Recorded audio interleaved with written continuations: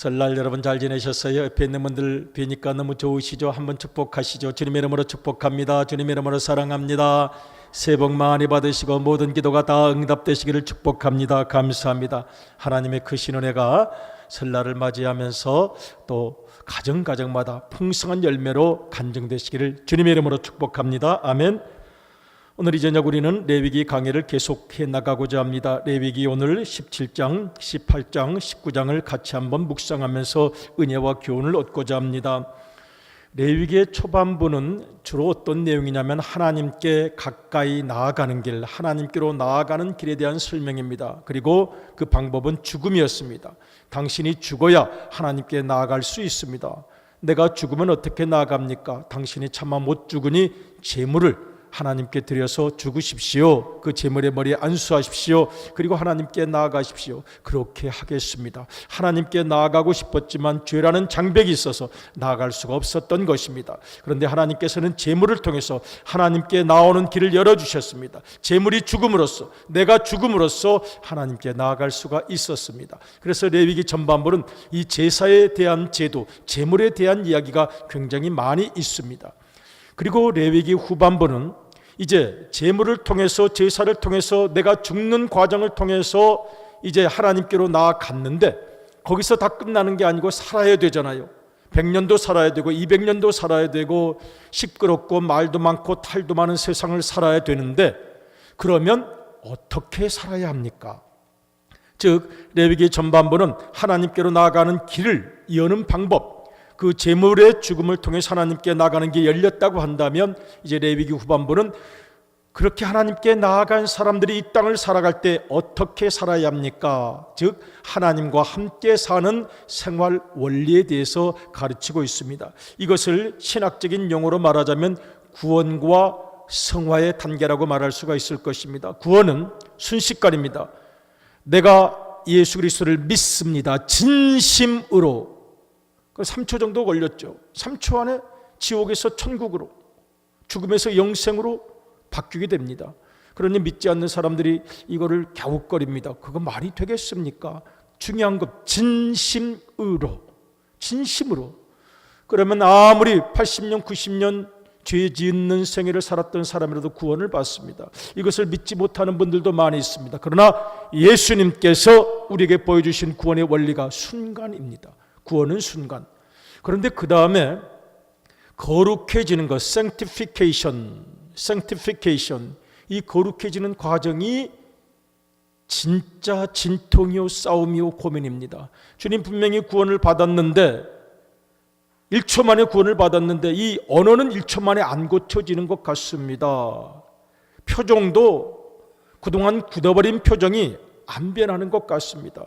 그러니 나머지 성화의 세월은 표정과의 싸움이요, 언어와의 싸움이요, 성격과의 싸움이요, 습관과의 싸움이요, 내 속에 남아있는 모든 옛 기질과의 싸움이라고 하겠습니다. 그러니 레위기 후반부는 이 성화에 대해서 설명을 하고 있는 것입니다. 내가 분명히 제물의 피를 통해서 내가 죽는 과정을 통해서 하나님께 나아갔는데 안 변한 것 같습니다. 성격이 안 변하고 언어가 안 변하고 눈빛도 표정도 대인관계도 아직도 마찰이 너무도 많으니 어떻게 해야 되겠습니까? 그때 하나님께서 주신 생의 방법, 성화의 길, 어떻게 살아야 하는가를 보여주신 하나님의 교훈이 여기에 담겨 있습니다. 하나님께서 어떻게 살라고 말씀하십니까? 레위기 19장을 보면은 한 구절이 있습니다. 내가 거룩하니 너희도 거룩하라. 예수님께서도 마태복음에서 이 말씀을 인용하셨습니다. 내가 거룩하니 너희도 거룩하라. 이 말처럼 부담스러운 말이 없습니다. 그래서 사실 선결하라는 우리 주님의 부탁은 두려움이요 부담입니다. 더군다나 거룩이요, 거룩하게 살라고 하십니다. 추하고 더럽고 냄새나고 내 내면 깊은 곳을 들어가 보면 아주 복잡한 감정들이 꼬여있는 그 덩어리, 그렇게 살아가는 나에게 성결이라는 도전을 주시고 거룩이라는 질문을 우리에게 하시니 그래서 부담됩니다. 고민됩니다. 주님, 우리가 과연 성결할 수 있을까요?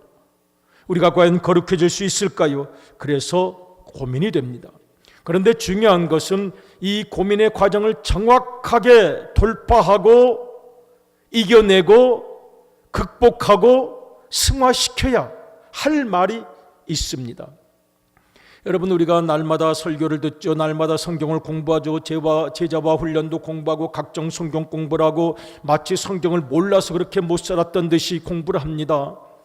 여러분, 성경 그렇게 어려운 것이었겠습니까? 사랑하라고 하셨고, 용서하라고 하셨고, 헌신하라고 하셨고, 섬기라고 하셨고, 겸손하라고 하셨고, 다 알고 있잖아요. 그런데 뭘 모르는 것처럼 열심히 공부합니다. 내 자신 속에 덩어리로 남아있는 어둠을 깨뜨려 뜨리기 위한 노력이라고 하겠습니다. 그래서 성경 말씀은 텍스트입니다. 텍스트, 본문이라고 하죠. 이 본문을 우리의 삶의 현장, 컨텍스트에서 어떻게 적용시키느냐를 얼마나 정직하게 해 나가느냐가 우리의 인격이라고 하겠습니다. 텍스트가 있습니다. 텍스트는 뭐라고 말합니까? 용서하라. 2019년 2월 6일 내 삶의 현장은 분노가 있어요. 슬픔도 있고 아픔도 있어요. 고독함도 있고 외로움도 있어요. 짜증도 있고 불안함도 있어요. 컨텍스트는 분명히 사랑하라고 하는데, 헌신하라고 하는데, 내 삶의 컨텍스트는 그렇지 못합니다. 그렇다면 이 텍스트를 어떻게 컨텍스트에 적용하느냐가 우리 우암교회 수준이라고 하겠습니다. 여러분, 우리 목장마다 리더가 설교를 합니다. 오늘의 주제는 사랑이에요. 오늘의 주제는 용서예요. 오늘의 주제는 헌신이에요. 텍스트입니다. 그리고 이 컨텍스트에 있는 목원들을 데리고 이야기를 합니다. 지금 부부싸움을 하고 온 사람도 있고, 돈 때문에 화를 내면서 싸우다가 온 사람도 있고, 그냥 만사가 귀찮은 사람도 있고, 그 수많은 컨텍스트에 있는 사람들에게 텍스트를 이야기하려면 리더의 영성이 필요합니다. 저도 그랬거든요. 또는 저도 사실은 똑같거든요. 그럼에도 불구하고 그 말씀 텍스트를 붙잡고 고민하고, 내 자신과 싸우고, 나를 쳐서 복종시키고, 말씀 앞에 순종하고, 내 잘못된 것을 교정하고 조율하고 도전받으면서 드디어 이 콘텍스트에서 맑은 웃음 하나를 나눌 수 있게 되었습니다 라고 말하면 은혜가 되는 거죠. 아, 그렇구나. 저분도 이 텍스트를 마음에 품고 고민하고 싸워가면서 때로는 남편 때문에 속상하고, 돈 때문에 속상하고, 건강 때문에 두려워하는 그 마음을 가지고 있었는데, 고민하면서 드디어는 기도 끝에 우리 사랑하는 목원들에게 그런 과정을 거쳐서 드디어는 이렇게 사랑할 수 있게 되었고, 감사할 수 있게 되었고, 용서할 수 있게 되었습니다. 사랑하는 우리 믿음의 가족 여러분, 우리가 평생 설교를 들으시고 평생 성경을 공부하십니다. 집에서 큐티 하시는 분도 많이 계십니다. 텍스트가 콘텍스트로 바뀌는 과정에 큐티가 있죠.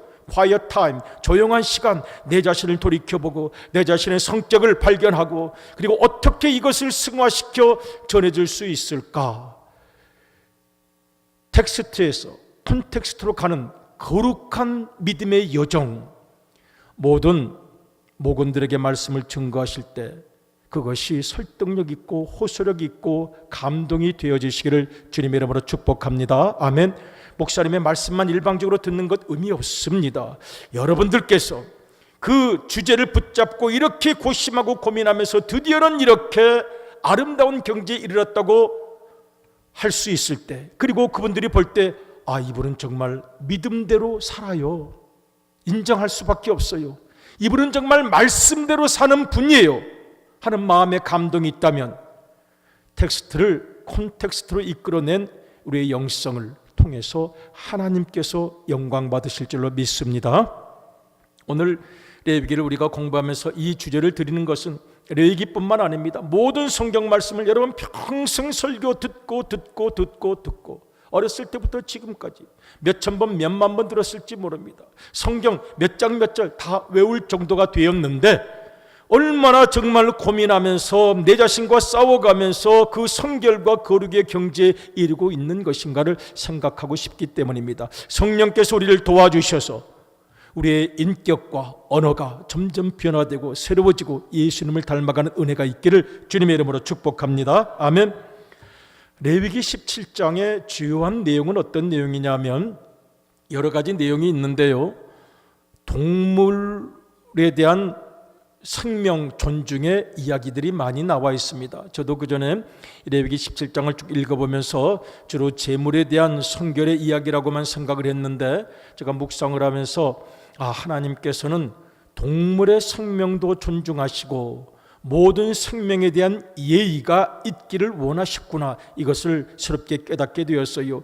요즘은 이 반려동물들이 굉장히 많아진 시대가 됐어요. 뉴스에서도 이 반려동물이 얼마나 소중하고 아름다운가 하는 이야기를 많이 합니다. 공감이 갑니다. 저도 개를 길렀고 고양이를 길렀는데요, 저도 정이 많아가지고 너무너무 좋아해요. 나중에 다 도망가더라고요. 자기 신랑을 만나가지고 도망가고 신부를 만나가지고 도망가고, 한 번은 잘 살아라 또 뭐 빠이빠이 한 적도 있고요. 그때는 다 밖에서 길렀는데요, 그런데 죽으니까 너무너무 슬퍼요. 그래서 안 기르기로 했어요. 그런데 이 시대, 물론 그 시대에는, 레위기 시대에는 동물이 우상이 된 때가 있었어요.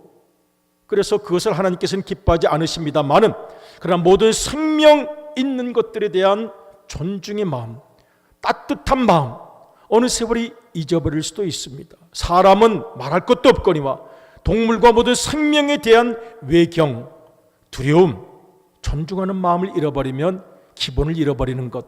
성경을 한번 찾아볼까요? 레위기 17장 13절 한번 같이 읽어보겠습니다. 시작. 모든 이스라엘 자손이나 그들 중에 거류하는 거류민이 먹을 만한 짐승이나 새를 사냥하여 잡거든 그것에 피를 흘리고 흙으로 덮을지니라. 아멘. 피를 먹지 말라는 구절이 계속 나타납니다. 옛날 가난한 사람들은 선지 한번 먹는 게 영양 보충이었어요. 가만히 생각하니까 지저분했던 것 같은데 그래도 가난한 사람은 선지밖에 없다, 열심히 먹었었는데요, 여기에서 지금 피를 흘리고 흙으로 덮을지니라, 이 말은 아무리 하나님께서 동물을 음식으로 주었다 할지라도 가볍게 여기거나 경홀히 여기지 말라는, 모든 살아있는 것들에 대한 존중과 예의가 있어야 한다는 말씀이기도 합니다. 다음 구절도 읽어보겠습니다. 레위기 22장 27절 한번 같이 읽어요. 시작. 수소나 양이나 염소가 나거든 7일 동안 그 어미와 같이 있게 하라. 아무리 동물이라도 동물이 가지고 있는 생명에 대한 존중. 신명기 14장 21절도 같이 한번 읽어볼까요? 시작. 너는 염소 새끼를 그 어미의 젖에 삶지 말지니라. 음식을 맛있게 요리한다고 너무 잔인하죠. 너무 잔인하죠. 사람이 그렇게 잔인해서는 안 된다는 것, 사람의 마음속에 따뜻함을 잃어버리면 안 된다는 것, 긍휼지심을 잃어버리면 안 된다는 것을 가르치시기도 합니다. 신명기 22장 6절 또 7절까지 한번 읽어볼까요? 시작. 길을 가다가 나무에나 땅에 있는 새의 보금자리에 새 새끼나 알이 있고 어미새가 그의 새끼나 알을 품은 것을 보거든 그 어미새와 새끼를 아울러 취하지 말고 어미는 반드시 놓아줄 것이요 새끼는 취하여도 되나니 그리하면 내가 복을 누리고 장수하리라. 아멘. 그러니까 너무 잔인하게 그냥 확 애미 새든지 새끼 새든지 계란이든지 다 긁어와서 먹어치우지 말고, 동물도 생명인데 생명에 대한 존중이 있어야지, 동물을 생명인데 학대하고 짓밟고 죽여대면 사람에게도 똑같을 것 아니냐 하는 교훈이라고 생각을 합니다. 최소한의 긍휼지심, 생명에 대한 예의. 혹시 여러분 기독교에서는 동물에 대한 생명 존중권은 없던데요? 그렇지 않습니다. 오늘 여러분 레위기 17장 또 신명기 등을 찾으셔서 그렇지 않다고, 다만 동물을 우리가 숭배하는 것 아닙니다. 동물은 하나님께서 우리에게 주신 식용의 선물이기도 합니다. 그러니 그렇게 우리가 살아갑니다마는 적어도 생명 있는 모든 것들에 대한 존중은 기억하라는 말씀으로 기억할 수 있겠습니다. 레위기 18장으로 넘어가 보겠습니다. 레위기 18장에는 성윤리에 대한 가르침이 있습니다. 성윤리가 타락한 이 시대가 되었는데 또 누구 하나 성윤리에 대해서 나는 자유롭다고 말할 사람은 인간인지라 아무도 없을 거예요. 늘 조심하고 깨어 있어야 합니다. 우리 예수님께서 말씀하시기를 마태복음 5장 27절로부터 5장 28절을 보면 보는 것도 간음이라고 말씀하셨어요. 무서워요. 같이 읽겠습니다. 시작. 또 간음치 말라 하였다는 것을 너희가 들었으나 나는 너희에게 이르노니 여자를 보고 음욕을 품는 자마다 마음에 이미 간음하였느니라. 아멘. 여러분, 그 다음 구절을 보면 눈이 범죄한 사람은 눈을 빼버리고 손이 범죄한 사람은 손을 찍어내버리고, 제 생각엔 그래요. 아이고 주님 감사합니다. 다 용서해 주셔서 감사합니다. 텔레비전 보다가 예쁜 탤런트 나면 예쁘다고 침도 안 닦고 침이나 닦지. 잘생긴 남자 탤런트 나면 어머머머 우리 신랑보다 잘생긴 것 같아. 그러면 어떻게 해야 돼요? 다 눈들이 다 어디 갔겠어요 지금. 아마 그대로 살았으면 눈 붙어있을 사람이 아무도 없는데 주님의 하나님의 은혜로 눈도 다 반짝반짝 이렇게 나오시니 그 긍휼이 크도다. 할렐루야. 별로 아멘이 없는 거 보니까 그냥 그래서 주님의 긍휼이 크십니다. 그러니 누가 자유롭다고 하겠습니까? 그런데 문제는 이 레위기 18장 성윤리에서 말하고 있는 내용이 조금 지나칩니다. 조금 지나친 정도가 아니고 무섭습니다. 극악한 내용이 여기에 담겨 있습니다. 여러분, 구약 성경을 보면은 그 당시 완전히 원시 시대였구나, 타락이 극을 이루었구나 하는 것을 생각하게 됩니다. 창세기 19장을 보면 아브라함의 조카 롯이 소돔과 고모라에 갔지요. 그런데 그 고모라에서 살 때 하나님의 사자가 인간의 몸을 입고 잠시 방문을 했어요. 그러니 고모라 사람들이 뭐라 그럽니까? 우리 한번 화면에 좀 띄워주시겠습니까? 같이 읽어요. 시작. 롯을 부르고 그에게 이르되 이 저녁에 내게 온 사람이 어디 있느냐? 이끌어내라. 우리가 그들을 상관하리라. 이렇게 이야기를 합니다. 여기서 상관하리라는 말은 동성성폭행을 하겠다, 이런 이야기입니다. 성관계를 하겠다, 이런 이야기입니다. 남자들인데 남자들을. 그러니 롯이 기가 막힙니다. 그러니 롯이 또 할 말도 아닌데 뭐라고 말을 합니까? 그런 짓을 하면 안 됩니다. 어떻게 그런 짓을 하려고 합니까? 우리 결혼하는 딸이 있으니 차라리 또 딸을 내주는 것도 좀 정상은 아니긴 아닌데, 롯이 좀 정상이 아니긴 아니에요. 여기 나중에 성경을 보면 거기에서 오랜 세월 판단이 마비되었다, 그 마음이 어두워졌다라고 이야기를 합니다. 어쨌든 자기 딸들을 차라리 내줄 테니 어떻게 이렇게 성폭행을 하려고 하십니까? 그때가 창세기 시대입니다. 그러니 그 당시에 대단히 성적 기강이 허물어졌던 것입니다. 오늘 레위기 18장 24절부터 읽었는데요, 23절을 읽기가 좀 거북합니다. 여러분 조금 19금 이야기가 나와도 또 한 번은 짚고 넘어갈 필요가 있어요. 23절부터 한번 읽어보겠습니다. 시작. 너는 짐승과 교합하여 자기를 더럽히지 말며 여자는 짐승 앞에서 서서 그것과 교접하지 말라. 이는 문란한 일이니라. 24절. 너희는 이 모든 일로 스스로 더럽히지 말라. 내가 너희 앞에서 쫓아내는 족속들이 이 모든 일로 말미암아 더러워졌고 그 땅도 더러워졌으므로 내가 그 악으로 말미암아 벌하고 그 땅도 스스로 그 주민을 토하여 내느니라. 아멘. 토하여 내느니라 그랬습니다. 레위기 18장을 다 읽지를 않았어요. 읽으면 조금 거북한 내용들이 많습니다. 근친상간에 대한 이야기가 너무 많이 있고요, 변태적인 무슨 성형에 대한 이야기가 있고요, 또 수간, 짐승들과의 어떤 수간 이야기가 나와 있고요, 좀 보기도 거북하고 읽기도 거북한 내용들이 너무 많이 나타나 있습니다. 여러 가지 변태적인 성형이가 나타나 있는데, 문제는 성경이 뭘 이야기를 합니까? 그런 행위가 이미 가나안 땅과 애굽 땅에 아주 만연되어 있었다. 너희는 흉히 말하라. 그리고 진멸하라. 진멸하라. 처음부터 그것을 진멸하라고 가르치는 데 있습니다. 가끔 이 성경을 읽으면서 청년들 중에서는 정의감이 있으니까 질문해요. 이해합니다. 어떻게 가나안 땅에 있는 모든 것들을 거기 보면 어린아이까지 진멸하라는 이야기가 나타납니다. 그러니 하나님께서 왜 이렇게 잔인하십니까? 모든 사람에게 인권이 있고 모든 나라에도 다 나름대로의 문화가 있을 텐데요. 그런데 우리가 깜박 잊어버리고 넘어가는 것이 있습니다. 여러분 창세기로부터 신명기까지 쭉 읽어보면 이때 당시에 가나안의 나라라는 것이 나라가 아니었구나, 범죄 집단이었구나, 이건 너무 지나칠지 모릅니다마는 성경이 증언하고 있는 것입니다. 야, 무서운 범죄 집단이고 이건 나라가 아니지. 이게 나라야? 이건 나라가 아니로구나. 이거는 범죄 집단이로구나. 또는 아무런 깨달음이 없는 짐승과 같은 습관과 행태로 살아가는 사람들이구나 하는 것을 느끼게 됩니다. 물론 더 깊은 해석도 필요하겠습니다마는 하나님께서 그래서 가나안 땅의 모든 문화, 그런 어떤 변태적인 문화를 진멸하고 섬멸하라고 말씀하셨구나 하는 것도 생각하게 됩니다. 사랑이 없는, 영혼 사랑이 없는 모든 성행위는, 배설적 동물적 성행위는 범죄적 행위일 수 있습니다. 사랑이 없는 어떤 배설적 동물적 욕망 배출도 범죄 행위가 될 수 있다는 것, 성경은 이것을 분명히 말씀하고 있습니다. 여기까지 하고 레위기 19장으로 넘어갑니다.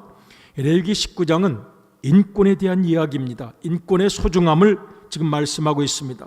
가난한 이들에 대한 인권 보장, 또 이웃 사랑, 그리고 외국인 노동자들에 대한 인권 보장이 나타나 있습니다. 먼저 가난한 이들에 대한 인권 보장입니다. 19장 9절 10절 같이 읽겠습니다. 시작.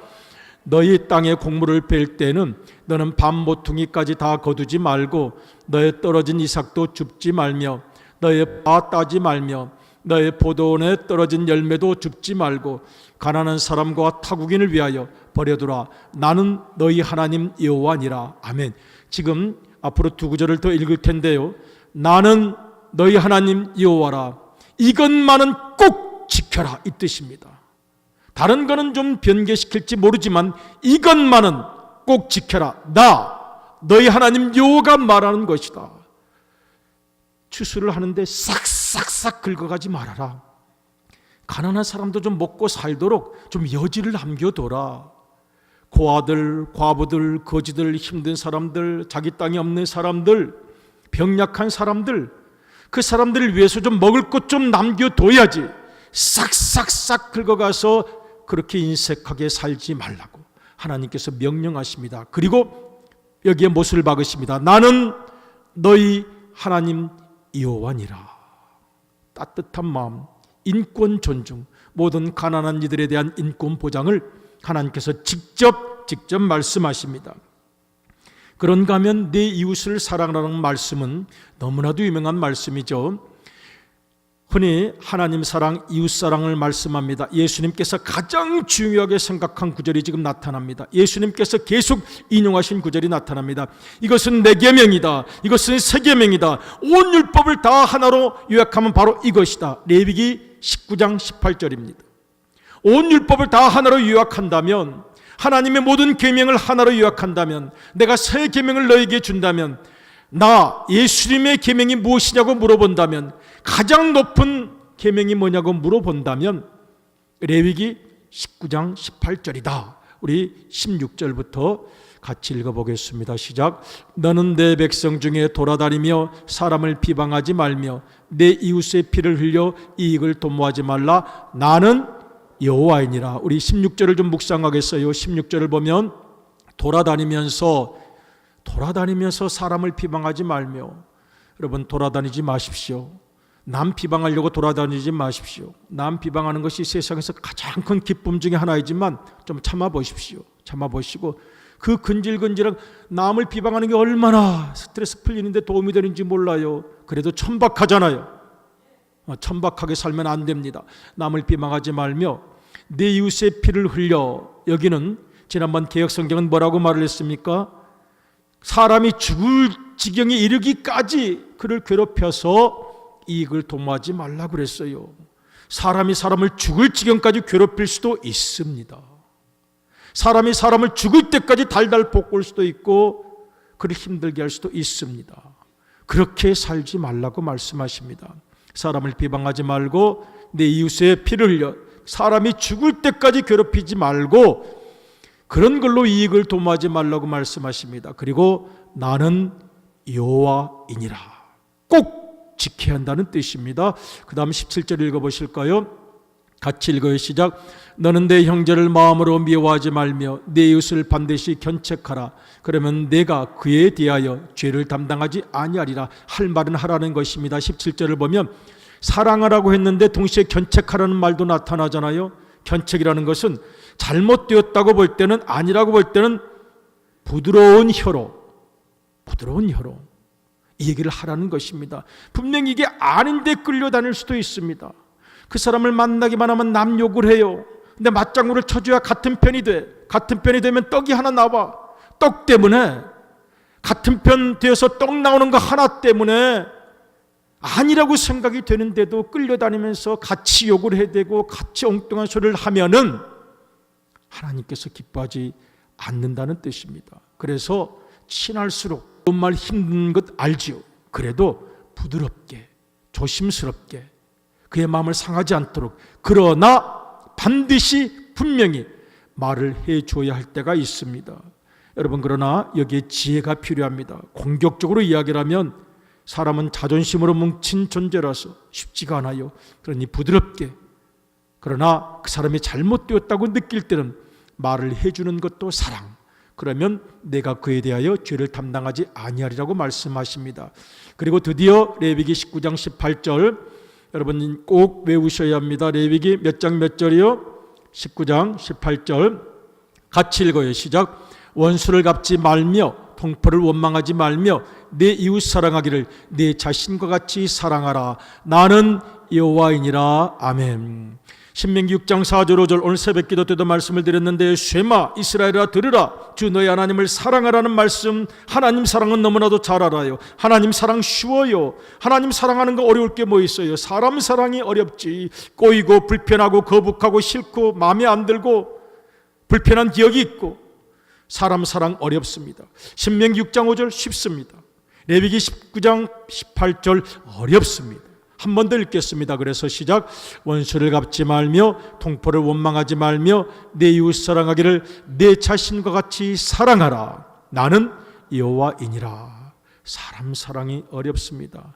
몰랐으면 미워할 것도 없어요. 가까이 있으니까 아니까 못마땅한 게 많고 기억이 얽힌 것이 많고 씁쓸한 모든 일들이 떠오르고 그래서 힘듭니다. 그러나 그럼에도 불구하고 이 고비를 넘지 못하면 우리는 평생 똑같을 것입니다. 평생 똑같을 것입니다. 내 자신과의 싸움을 통해서 이 텍스트를 나의 삶의 콘텍스트로 바꾸어서 거룩한 간증을 만들어내시기를 주님의 이름으로 축복합니다. 아멘. 레위기 19장 1절 다시 한번 레위기 19장 처음으로 한번 돌아가 보도록 하겠습니다. 레위기 19장 1절을 보면 하나님께서 말씀하십니다. 시작. 여호와께서 모세에게 일러 가라사대, 계속요. 너는 이스라엘 자손의 온 회중에게 고하여 이르되 너희는 거룩하라. 나 여호와 너희 하나님이 거룩함이니라. 아멘. 거룩을 생각합니다. 여러분, 어떤 것이 거룩입니까? 이거 정말 중요합니다. 어떤 것이 거룩입니까? 성경책을 딱 가슴에 품고 할렐루야 할렐루야 그러면 거룩해지는 것입니까? 꼭 그렇지는 않을 것입니다. 예수님의 거룩은 그런 거룩이 아니었습니다.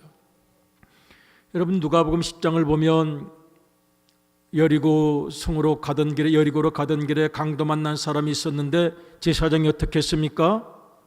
그냥 지나갔죠. 그다음에 레위인이 어떻게 했습니까? 그냥 지나갔습니다. 그런데 강도 만난 사람을 구해준 사람은 누구였습니까? 그 당시에 무시를 당하던 사마리아 사람이었습니다. 그러면 제사장이 왜 그랬을까요? 율법대로 살았기 때문입니다. 한번 성경을 읽어보겠습니다. 레위기 21장 11절 같이 읽어요. 시작. 어떤 시체든지 가까이 말지니 부모로 인하여도 더러워지게 말며. 그 다음 민수기 6장 6절 읽어볼까요? 자기 몸을 구별하여 여호와께 드리는 모든 날 동안은 시체를 가까이 하지 말 것이요. 민수기 19장 13절을 보면 시체를 가까이 하는 자는 이스라엘 민족에서 끊어지리라. 그러니 어떻게 시체를 만져요? 거반 죽은 것이라고 그랬는데.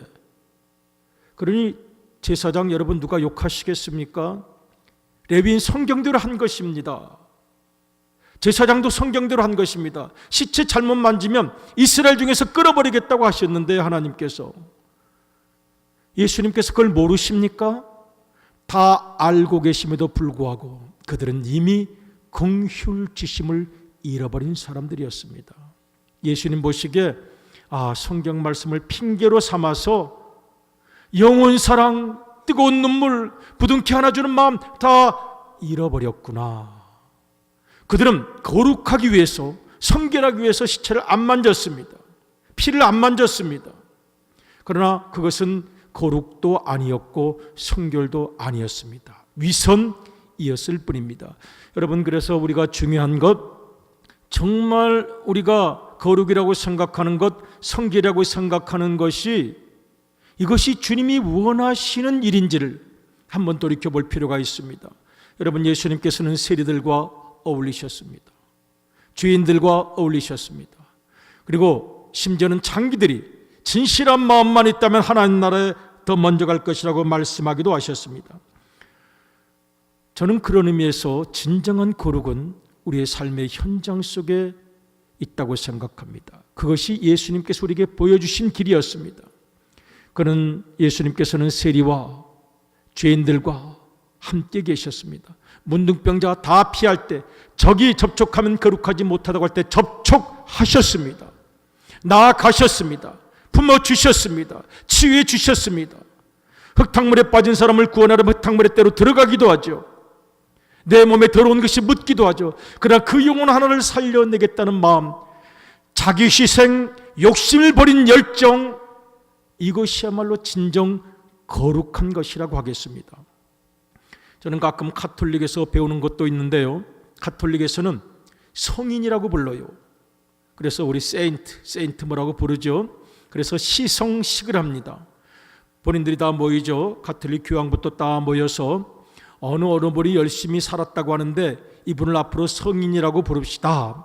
그래서 뭐 성 베드로, 성 바울처럼 성 누구누구 이렇게 불러줍니다. 그것을 시성하는 과정인데요, 여러분, 이 3세기 4세기 때 광야에서 금식만 하고 자기 몸을 맨날 칼로 찢어가면서 성결하게 살겠다고 하는 사람들, 그런데 가톨릭의 지혜가 있었어요. 그분들은 다 빼십시오.